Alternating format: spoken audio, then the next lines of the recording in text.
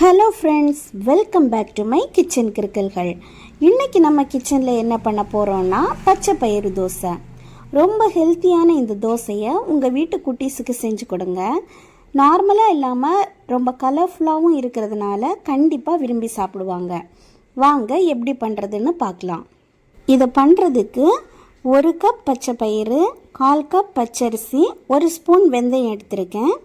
எல்லாத்தையும் ஒன்றா போட்டு நல்லா வாஷ் பண்ணி எடுத்துக்கலாம்.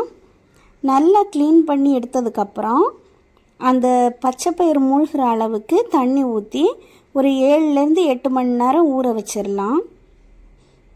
8 மணி நேரம் ஊறினதுக்கப்புறம் பாசிப்பயிறு ரொம்ப உப்பி போய் இருக்கும். அந்த பாசிப்பயிரை எடுத்து கொஞ்சமாக சீரகம், 2 பச்சை மிளகாய், கொஞ்சமாக கொத்தமல்லி, 1 துண்டு இஞ்சி, தேவையான அளவு உப்பு போட்டு தேவையான அளவு தண்ணி ஊற்றி அரைச்சி எடுத்துக்கலாம். தோசை மாவு பதத்துக்கு அரைச்சி எடுத்தால் போதும். அரைச்ச மாவை நம்ம உடனே யூஸ் பண்ணிக்கலாம். புளிக்க வைக்கணுன்னெல்லாம் அவசியம் கிடையாது. இப்போது இந்த மாவில் தோசை ஊற்றி எடுத்துக்கலாம். நான்ஸ்டிக்கில் போட்டால் நம்ம எண்ணெயெல்லாம் ஊற்ற தேவையில்லை. வேணும்னா நெய் ஊற்றி சுட்டால் கொஞ்சம் மொறுமொறுன்னு இருக்கும்.